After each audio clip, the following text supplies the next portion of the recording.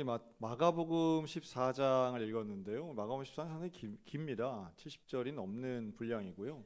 또 우리가 잘 아는 예수님이 십자가 지시기 전까지의 상당히 중요한 사건들이 이 14장에는 이제 많이 기록됩니다. 그 중에서 이 앞부분 우리가 1절, 2절을 읽지 않았지만 1절, 2절에 보면 대제사장과 또 서기관들이 예수님을 죽이기 위해서 방도를 구하는 장면이 나와요. 예수님을 죽이려고 하는 이유가 있습니다. 미워서 죽이는데요. 그런데 어쨌든 칼을 들고 살인을 한 게 아니라면 예수님을 죽일 때는 명분을 잡아서 죽이게 됩니다. 예수님 재판에 쓰잖아요. 그래서 유대인의 왕이라고 하는 것을 꼬투리 잡아서 유죄 판결을 내리고 그걸 근거로 예수님을 죽이죠. 근데 그 모든 과정은 사실은 잡아 죽일 흉계를 꾸미는 이 방도에 있어서는 이들은 최소한 명분은 뭐였느냐 하면 왕이 있는데 자기가 왕이라고 하니 유대인 입장에서는 신성모독이고요. 로마의 법에서는 황제를 부정하는 것이기 때문에 소위 말해 정의를 세우는 일로 예수님을 죽이게 되는 겁니다. 여러분, 세상에는요, 모든 명분에는 다 그럴듯한 이유가 있습니다. 하다못해 깡패들도 명분이 있어요. 깡패들도. 세상에 어떤 악한 사람도요, 물어보면 다 나름의 이유가 있는 걸 봅니다. 다 자기에겐 어쨌든 남들은 이해를 못할지언정 자기에겐 뭔가 이유가 있는 거예요. 논리가 있고. 자, 이걸 잘 생각하면 말이 옳다고 해서 그 사람이 다 옳은 것 아니라고 우리가 볼 수 있어요. 자, 두 번째 장면은 이제 오늘 본문인데요. 이 나병 환자 시몬의 베다니에 있는 시몬의 집에서 제자들이 식사할 때 일어난 일입니다. 순전한 나드 한 근, 향유 옥합을 깬 사건이에요. 한 여인이 나타나죠. 그리고 그 여인이 식사하시는 예수님에게 머리에다가 향유를 부어냅니다. 다만 이제 마태복음에도 나오고 요한복음 12장에도 나오는 같은 장면인데요. 조금 다르죠. 뭐가 다르냐 하면 향유를 어디다 쏟았대요? 머리에다가 쏟았대요. 우리가 아는 거 좀 다르지 않습니까? 머리카락으로 머리카락을 닦았을까요? 발에다가. 그러니까 이제 분명히 예수님 발에 향유를 부었다는 성구가 있어요. 말씀이 있는데, 그러니까 이게 사실 머리에도 좀 붓고 부었다기보다는 이렇게 찍었겠죠. 머리에도 하고. 이게 이 향유라고 하는 건 오늘날로 치면 향수에 해당이 되는 거죠. 그러니까 부었다 그래서 들이붓고 막 이런 건 아닙니다. 왜냐하면 그건 정말 좀 곤란한 상황인 거죠. 그래서 향유를 기름을 좀 바르는 입장에서 우리가 이해를 하시면 될 것 같아요. 머리에도 또 손에도 혹은 발에도 이렇게 이제 닦아드리는. 그러니까 오늘날에는 이런 걸 하지 않죠. 하지 않는데 똑같은 건 하지 않지만 이 여인의 이름은 요한복음 12장에 명확히 나와요. 마리아라고 이름이 나오는데 이 마리아가 예수님에게 자신의 향유 옥합을, 그러니까 향유와 옥합이 다른 거죠. 향유와 옥합이 다릅니다. 향유는 향기가 나는 기름인 것이고 향수에 해당이 되는 거고요. 옥합은 뭘까요? 옥으로 만든 상자예요. 그러니까 사실 옥으로 만들진 않았겠죠. 근데 그만큼 이렇게 예쁘고 가치 있는 상자, 이 비싼 향유를 보관하는 상자인데요. 이걸 깨트렸다는 거예요. 더 이상 못 쓰는 거죠. 그러니까 재활용되는 상자가 아닌 겁니다. 그러니까 이걸 깨서 예수님께 다 발라드리는 것을 보여주는데, 자, 이 장면에서 우리가 질문 두 가지를 해야 됩니다. 첫째는 마리아는 왜 이랬을까요? 마리아는 왜 이걸 발라드렸을까요? 나중에 예수님은 이걸 나의 장례를 준비했다라고 해석하시지만, 그럼 마리아가 이걸 알았을까요? 마리아가 진짜로 장례를 준비하려고 그랬을까요? 이거 알았다면 그거는 정말 너무 대단하고요. 마리아의 입장에서 본다면 이것은 다른 거 아니에요. 나에게 있어서 가장 소중한 것을 예수님께 드린 것뿐이에요. 나에게서 가장 소중한 걸. 내가 가지고 있는 것 중에 가장 소중한 거, 예수님이 필요하신 게 아니에요. 예수님이 달라고 하신 적도 없어요. 그런데 내게 있어서 가장 소중한 이것을 드리고 싶었던 거예요. 이게 참 중요한 부분이에요. 여러분, 예수님이 뭐 비싼 걸 원하시겠습니까? 그렇지 않아요. 예수님이 뭐 귀하고 비싼 거를 탐하시는 분이 결코 아니세요. 그리고 뭐 이렇게 향유를 몸에 바르는 걸 뭘 좋아하시겠어요? 그런 거 좋아하시지도 않아요. 또 장례를 준비하려면 여러분 이 향유를 어디다 발라야 돼요? 돌아가신 다음에 발라야 되는 거죠. 뭐 살아계실 때 바르는 게 무슨 죽음 후하고 무슨 상관이 있겠습니까? 그건 그렇게 밀접하지 않아. 예수님이 하신 해석인 거예요. 해석. 그러니까 마리아의 의도는 그게 아닌 거죠. 마리아는 정말 내게 있어서 가장 소중한 것, 가장 중요한 것, 이걸 드리고 싶은 거예요. 여러분 오늘 저와 여러분들에게 그 마음이 회복되시기를 주의 이름으로 축원합니다. 하나님 앞, 예수님 앞에 나에게 제일 중요한 것, 제일 좋은 걸 드리고 싶은 것. 오늘 날씨도 별로 안 좋은데 비도 막 그냥 저 남쪽 나라 입장에서 보면은 눈보라가 몰아치고 이런 날씨인데 우리는 모든 거를 다 제치고 이 시간 나왔습니다. 왜 나왔어요? 예수님께 나의 귀한 시간을 드려 예배드리기 위해서 나온 거 아니겠어요? 예, 우리가 그 생각을 하면 예수님 뭘 원하실까라고 하면 내가 중요하게 여기는 것을 예수님도 좋아하신다는 거예요. 여러분 같은 시간인데 바쁠 때 드리는 한 시간과 한가할 때 드리는 한 시간이 똑같을까요? 그렇지 않다고 저는 봐요. 여러분 예수님께 예배드리고 예수님께 봉사하는 게 내 할 일 다 하고 남는 시간에 하는 것이 아니고 내게도 너무너무 소중한 그 시간에 하나님 앞에 드리는 그 예배의 시간 분명히 기뻐하실 거고요. 돈에 여유가 있어서 드리는 헌금이 아니라 내게 정말로 돈이 부족하고 내게 돈이 정말 필요한데 그런데 예수님께 드리고 싶어서 드리는 바로 그 귀한 헌금을 예수님도 기뻐하실 줄로 믿습니다. 여러분 하나님은 거지가 아니세요. 하나님은 그렇게 돈이 필요하신 분이 아니세요. 그런데 내가 정말 예수님께 드리고 싶은 바로 그 마음. 여러분 얼마 전에 설날이었잖아요. 설날에 손주에게 세뱃돈을 주고 싶어요? 안 주고 싶어요? 주고 싶은데 얼마를 주고 싶어요? 될 수 있으면 많이 주고 싶습니까? 아니면 이거 내가 다 주면 안 되는데 하고 그래도 이것 띄고 저것 띄고 여러분 손주를 사랑한다 하면 정말 다 주고 싶은 이런 게 이제 할아버지 할머니 마음이잖아요. 근데 예수님께 드리는 것은요 그 손주보다 더 예수님을 사랑하는 마음으로 드릴 수 있어야 된다 하는 거예요. 저는 이 마리아의 이런 행위는요 정말 귀한 헌신의 모습입니다.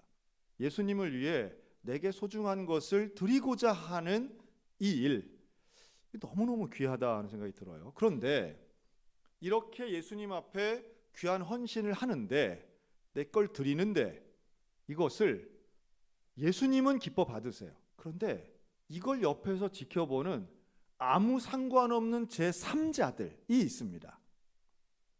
예수님과 나 사이에 난 드리고 예수님은 앉아서 이걸 받으신 거예요.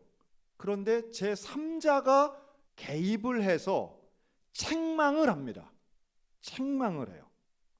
사실은 식사 자리이기 때문에 함께 있는 자리였어요. 아마도 예상컨대 밥을 먹거나 식사가 다 끝났을지라도 이 향유의 냄새가 아마도 사람들에게는 강하게 느껴졌을 거예요. 그러니 불편했겠죠. 저 뭐 하는 짓이야. 일단 맨 처음 반응이 부정적인 거예요. 저 뭐 하는 거야. 그리고 한 사람이 아니에요. 본문은 분명히 여러 사람이 서로 말했다라고 말합니다. 그 중에 요한복음 12장은 그 말한 사람들 중에서 딱 한 사람을 찝어서 이야기해요. 누굴 찝느냐 하면 가룟 유다를 찝어서 이야기합니다. 유다 혼자만 얘기한 건 아니에요. 여러 사람들이 그 자리에 있던 제자들 여러 명이 이야기를 하는데 뭐라고 얘기를 하냐 하면 첫째는 화를 내요. 화를 냅니다. 두 번째는 왜 이걸 허비하느냐고 말합니다. 이런 걸 왜 허비해? 그리고 세 번째는 이걸 팔면 300데나리온 이상 받아서 뭐 오늘날로 치면 수천만 원 된다는 거예요. 비싼 건 다 아는 거 이 사람들이. 수천만 원, 뭐 이게 또 1,500만 원이 2,500만 원이니 뭐 1인당 뭐 1년치 뭐 연봉에 해당되니까 뭐 5천만 원이니 뭐 이런 얘기들 많이 하는데 어쨌든 수천만 원에 해당되는 거예요. 그런데 그것을 이 나드 한 근을 팔아서 돈을 벌면 그 돈으로 가난한 사람들에게 나눠줄 수 있는데 이거를 왜 한 판에 깨가지고 다 이렇게 쓸데없이 허비하느냐고 책망하고 있어요, 제자들이. 자, 이들의 말만 놓고 보겠습니다. 그렇죠? 여러분, 원래 이거는요 조금 찍어서 바르는 거예요. 이렇게 왕창 깨가지고 한 번에 다 쏟아붓는 건 아니에요. 그리고 이걸 팔면 수천만 원이 나오는 것도 맞아요. 자, 그럼 이걸 한 사람한테 이렇게 고약하게 냄새 피우면서 붓는 게 나아요? 아니면 여러 가난한 사람들에게 나눠줘서 한 끼 식사를 하는 게 더 나아요? 꼭 객관적으로 보면 이 가룟 유다의 말이나 제자들의 말이 그렇게 틀린 말이 아니에요. 틀린 말은 아니에요. 이것도 나름 의미가 있는 말이에요. 자, 그런데 여론이 부글부글한 거예요. 마치 이 여인이 큰 잘못을 한 것처럼. 왜냐하면 책망을 받았기 때문인데요. 책망을 받아서 뭐 대단히 잘못한 사람처럼 지금 분위기가 험악하게 갑니다. 여러분, 책망하고 화를 내는 제자들의 말이 나긋나긋하고 부드럽게 얘기했을까요? 아니면 고압적이면서 날카롭게 얘기했을까요? 당연히 날카롭게 얘기했겠죠. 고압적으로. 분위기가 그렇게 흘러가요. 나의 소중한 걸 예수님께 드렸는데 옆에 있는 제자라는 사람들이 화를 내는 거예요. 저는 이런 예를 많이 경험했어요. 여러분, 교회에 봉사하면 다른 교인들이 봉사하지 않는 교인들이 다 칭찬만 하든가요? 아니면 저거 왜 이렇게 튀어? 저 아주 왜 저렇게 나서? 이런 얘기하는 사람이 있어요, 없어요? 우리 교회는 없는데, 우리 교회는 지난 70년간 단 한 명도 없었는데, 우리 교회는 단 한 명도 없죠. 예. 우리가 생각하고 기억이 나는 거는 아마 착오가 있으셔서 그럴 거예요. 참 희한하죠. 좋은 일을 했는데요. 나는 최선을 다해서 했는데 나는 이게 그렇게 크게 잘못한 것 같지 않은데 화를 내는 사람들이 있어요. 참 신기합니다. 아주 또 들어보면 그 말이 그렇게 틀린 말도 아니에요 또.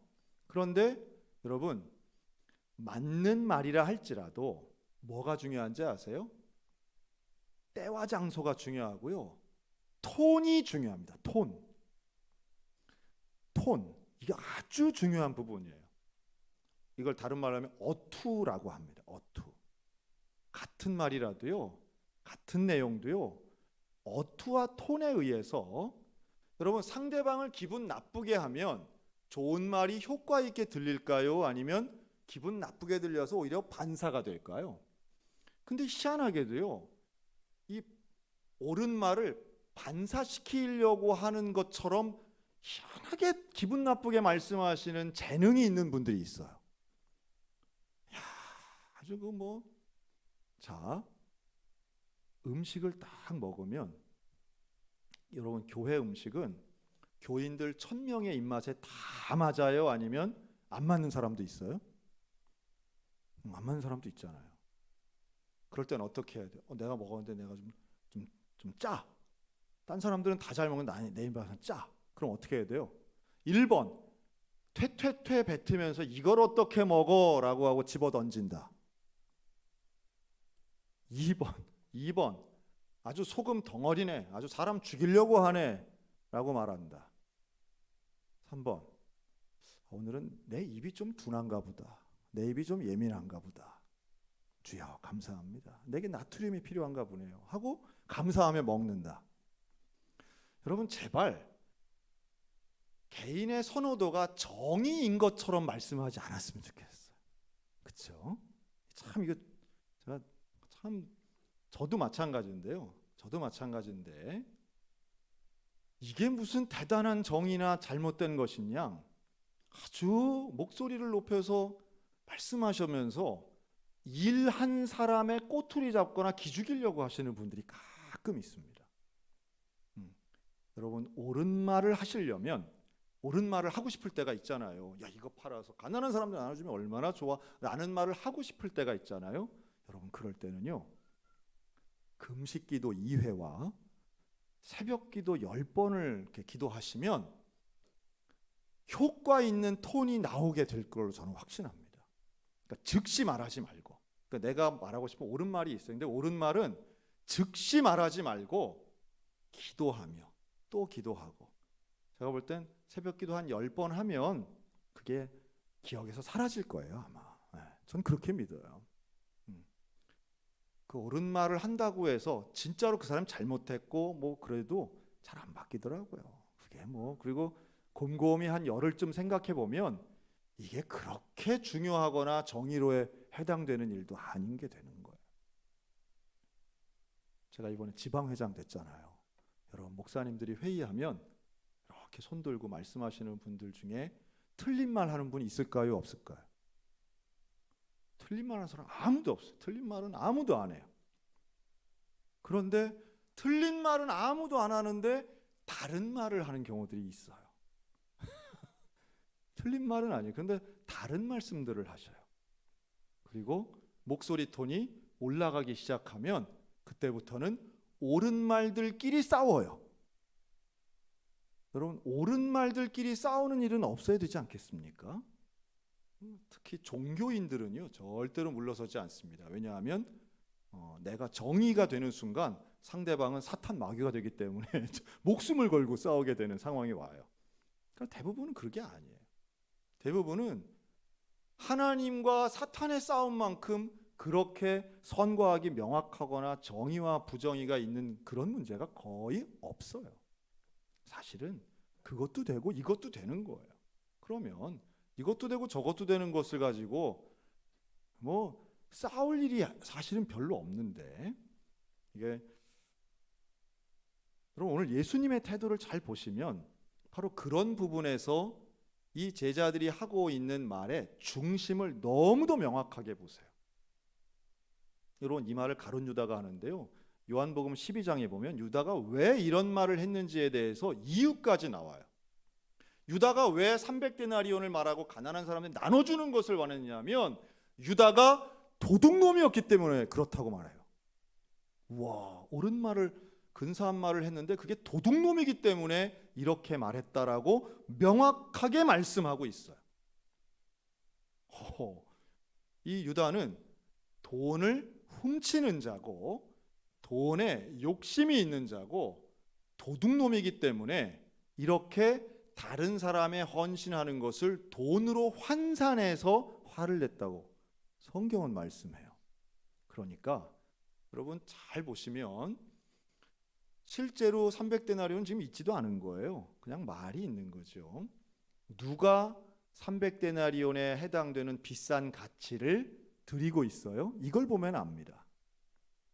돈의 흐름을 보면, 말이 아니라 실제로 돈의 흐름을 보면 범인도 알 수 있고 선한 사람도 알 수 있습니다.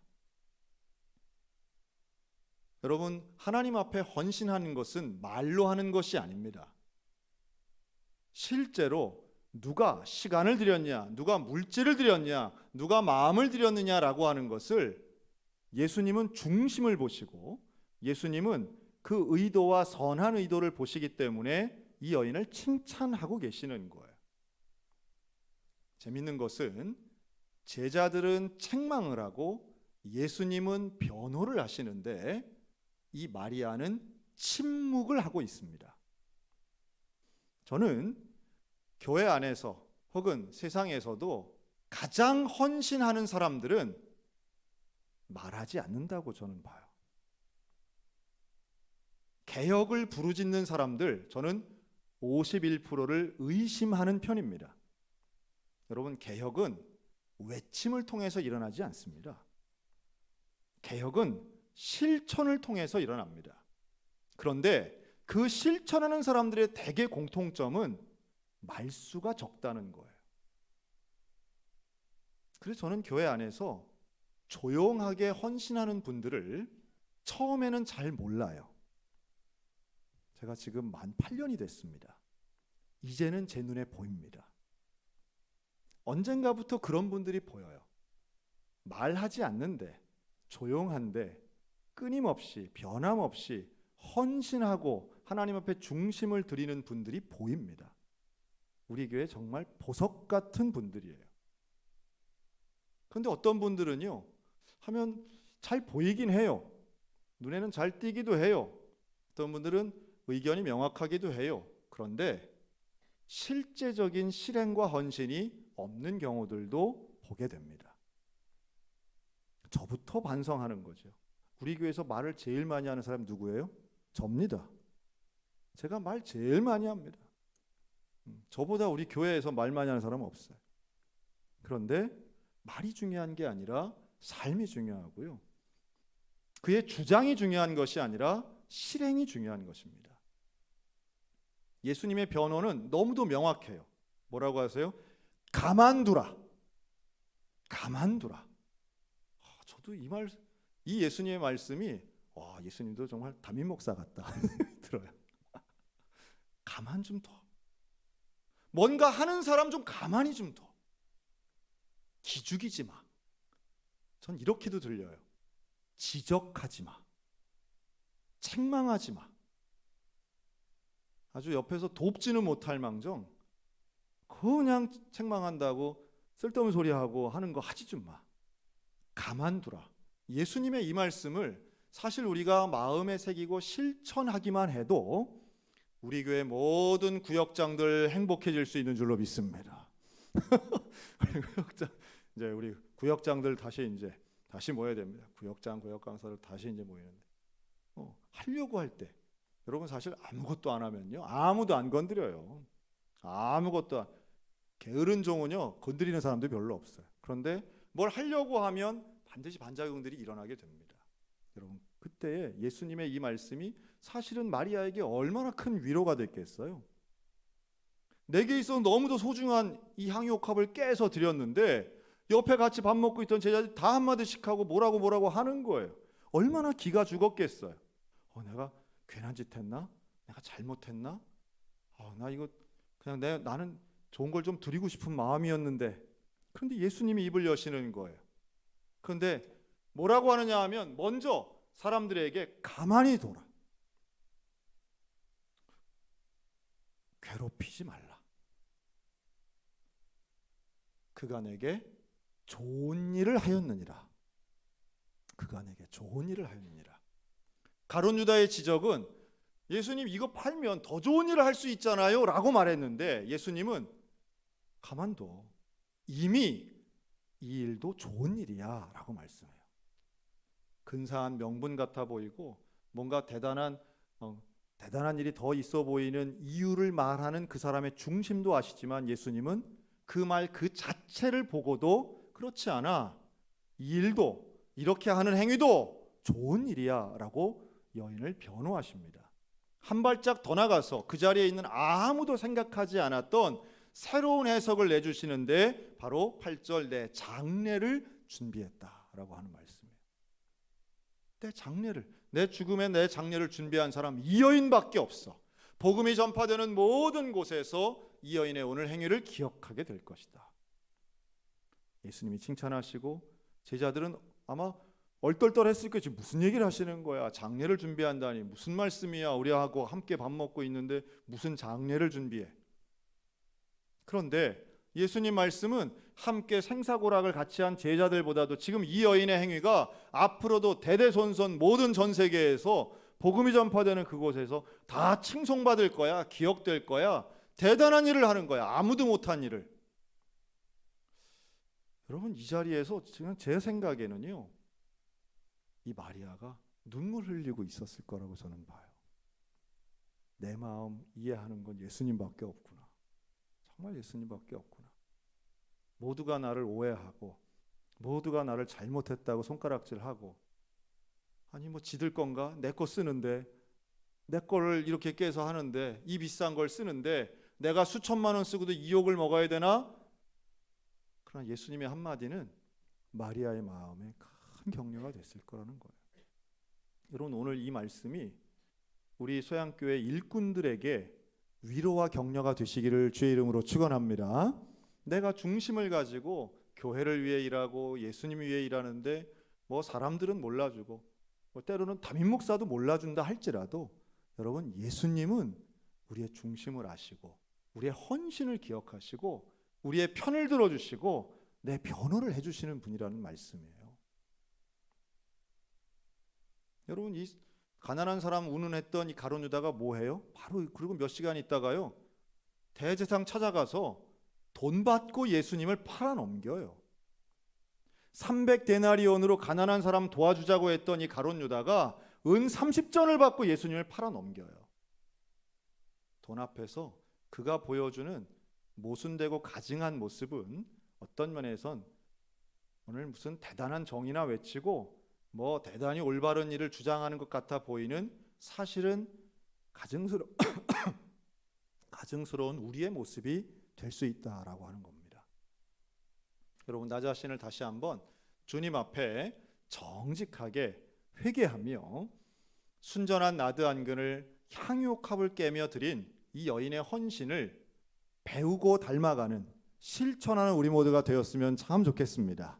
그리고 평생을 오히려 침묵하며 헌신할지언정 잘못된 주장을 가지고 돈이나 내 개인적인 욕심으로 타인의 헌신을 폄훼하거나 책망하거나 잘못된 방향으로 내 욕심 드러내지 않았으면 좋겠습니다. 또 누군가 강하게 주장할 때 오히려 예수님과 같이 봉사하는 사람, 실행하는 사람을 변호해 줄 수 있는 우리가 되었으면 좋겠습니다. 예수님은 다수의 편에 서신 것이 아니라 여인의 편에 서셨다는 사실을 기억하셨으면 좋겠어요. 그렇다면 여러분, 교회의 중직자들은 바로 이런 태도가 있어야만 합니다. 교회의 직분자들은 다수의 편이 아니라, 목소리 큰 사람 편이 아니라 바로 이렇게 헌신하는 사람의 편에 설 수 있어야 된다라고 하는 거죠. 오늘 우리들의 중심이 예수님께는 온전한 헌신이요, 또 중심 가운데 있는 하나님과 동일한 마음을 가지고 우리 평생토록 온전한 헌신을 통해 예수님께 칭찬 듣고 인정받는 이 마리아와 같은 거룩한 신앙인들 다 되시기를 주님의 이름으로 축원합니다. 아멘. 기도하겠습니다.